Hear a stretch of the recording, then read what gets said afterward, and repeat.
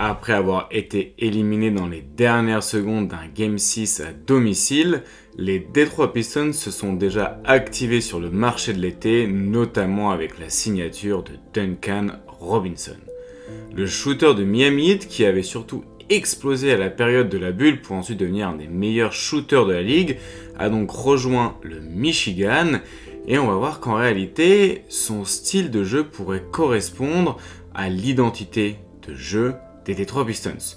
Le shooter pourrait apporter plus que seulement une menace à l'extérieur et on va regarder un petit peu avec des vidéos et des statistiques pourquoi Duncan Robinson pourrait être le parfait remplaçant de Malik Beasley dans le système de Bickerstaff et pourquoi il pourrait même apporter bien plus que l'ancien joueur des Detroit Pistons a mis un petit peu à mal dans des problèmes de paris sportifs. Alors regardons ça tout de suite en vidéo. Alors comme d'habitude avec des stats et du film, on va pouvoir regarder un petit peu pourquoi Duncan Robinson va pouvoir apporter quelque chose de nouveau aux Detroit Pistons. En fait on va voir que c'est un joueur qui est beaucoup moins monotâche que Malik Beasley, qui peut apporter plus de choses avec et sans ballon. Et du coup, il n'y a pas seulement du shoot en sortie d'écran, un petit peu comme Malik Beasley, on va voir qu'il y a aussi du pull-up et potentiellement de la passe. Alors comment ça se montre un petit peu via les statistiques? Tout simplement, on a d'abord le ratio de playmaking qui est très intéressant, qui nous permet d'avoir le rapport de passe par rapport au nombre de tirs et on voit que plus c'est élevé, plus on a tendance à passer, l'équilibre est à 1 et donc Duncan Robinson est un plus gros passeur que notre ami Malik Beasley. Un petit peu pour mettre ça en perspective, parmi les joueurs qui ont joué plus de 1500 minutes, on regarde que l'efficacité est sensiblement la même pour les deux joueurs. Par contre, Duncan Robinson, lui, fait partie des joueurs qui passent le ballon, contrairement à Malik Beasley qui fait partie des joueurs qui passent presque pas la balle et qui finissent surtout des actions avec un tir. Et là où c'est intéressant, c'est que à côté de Duncan Robinson, on va pouvoir mettre des actions en place, notamment autour du pick and roll, comme ici avec Bam Adebayo. Et en réalité, il y a un joueur qui a un profil un petit peu similaire offensivement que celui de Bam Adebayo, c'est celui de Jalen Duren. Avec ses end-off, on voit que Bam Adebayo en fait beaucoup avec notre ami Duncan Robinson, aussi beaucoup de pick and roll pour se projeter au cercle. Et ça, c'est quelque chose que Jalen Duren va pouvoir faire avec l'extérieur, la nouvelle signature. On regarde aussi, parfois il commence ses actions sans ballon et c'est là où il est intéressant, c'est qu'il va pouvoir commencer sans ballon, puis venir le récupérer au final plus tard au niveau de l'action. Exemple ici, contre les Denver Nuggets avec une zoom action. Alors regardez, notre ami Duncan Robinson, il est donc ici et vous avez Bam Adebayo qui remonte pour poser un écran et qui utilise aussi un écran ici de Tyler Herro. Il va donc poser un écran sur le ballon, ce qui est en fait un ghost screen parce que le vrai écran, il va venir le poser ici pour Duncan Robinson. Duncan Robinson va pouvoir se projeter du coup et récupérer le ballon des mains de Terry Rozier. Et à ce moment-là, on a la coupe au cercle de Bam Adebayo.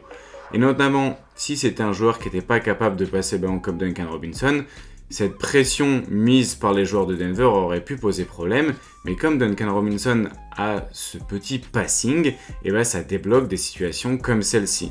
Et du coup, il y a des vrais systèmes de jeu du côté du Miami Heat qui permettent en fait de mettre en image tout simplement sa capacité de passe et aussi son mouvement sans ballon.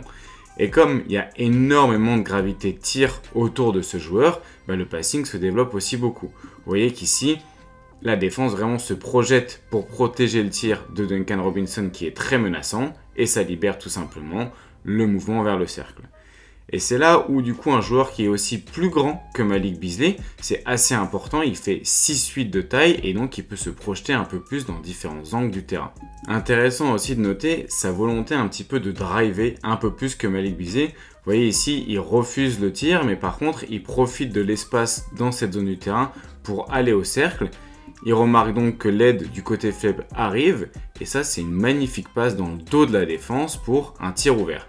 Et c'est là aussi où il est beaucoup moins unidimensionnel finalement que Malik Beasley parce qu'il peut apporter un petit peu ce drive là, ce drive and kick qui du coup élargit un petit peu sa palette offensive. C'est-à-dire qu'une fois qu'il aura reçu le ballon sur une sortie d'écran, on va pouvoir attendre un peu plus et potentiellement voir des passes sortir un peu d'angles différents. C'est donc un joueur qui va pouvoir apporter d'autres choses et qui va pouvoir diversifier un petit peu le jeu des Detroit Pistons, parfois très dépendant de celui de Cade Cunningham. Donc ça pourrait être potentiellement un candidat très sérieux au 6e homme de l'année. Regardez cette magnifique passe sur le drive and kick. Celle-là, elle est importante à souligner parce qu'on a donc un premier pick and roll et clairement, Grady Dick passe au-dessus pour protéger du coup du pull-up. On a donc la zone de drive qui vient s'ouvrir et l'aide qui vient du côté faible. Et regardez, la passe, elle est faite à une main en plein dribble pour le corner dans le côté opposé. C'est quand même du bon boulot pour un shooter qui est... pour justement un joueur qui est parfois considéré comme seulement un shooter et pourtant il arrive à trouver des angles de passe très intéressants de par sa taille, sa vision de jeu et son toucher. Alors, est-ce que ça va se développer comme un grand passeur? Peut-être pas, mais en tout cas ça va pouvoir débloquer pas mal de situations chez les Pistons. Ensuite, ce qui est intéressant du coup, c'est cette notion de drive par 36 minutes. On voit qu'il fait presque 2 fois plus de drive que notre ami Malik Beasley. Et on va voir qu'il se projette aussi plus au cercle avec et sans ballon. Et ça, c'est intéressant parce que dans son jeu off-ball très dynamique, il y a parfois un petit peu des décalages qui sont créés avant même qu'il reçoive le ballon. Et dans ce cas-là, il peut se projeter au cercle. Regardez ici, on a le défenseur qui passe donc au-dessus de l'écran, ce qui ouvre un peu plus le drive, et on a le défenseur du drop ici, qui ne respecte pas forcément le pick and pop de Adebayo. Mais du coup, ça lui laisse assez d'espace, et comme il est grand et qu'il a beaucoup de toucher, c'est sur des zones comme ça qu'il va pouvoir être un petit peu dangereux, et du coup beaucoup moins unidimensionnel qu'un joueur qui ferait finalement que du catch and shoot et qui ne serait pas capable de driver. On a aussi un joueur qui est très volontaire pour aller au cercle sur des cuts. Et ça, dans un système où en plus il va être défendu très fort et les joueurs vont vouloir lui retirer le tir, cette capacité à se projeter sur des cuts pour aller au cercle, c'est très intéressant et ça va permettre encore une fois d'élargir la palette des Detroit Pistons. Surtout qu'avec un passeur comme Cade Cunningham, il va très facilement pouvoir être trouvé sur ces passes-là quand il se projette tout simplement dans la raquette, avec ou sans le ballon. Ensuite, ce qui est intéressant dans son profil, c'est qu'il y a plus de pull-up que Malik Beasley. Et ce qui est intéressant là-dessus, c'est surtout qu'en réalité, ça va lui permettre parfois d'avoir justement le ballon et de punir le drop de la défense. On va regarder un petit peu quelques images. Ici, on a donc un drop avec Sabonis qui ne vient pas protéger le tir. Et du coup, comme le défenseur prend l'écran, il est en arrière.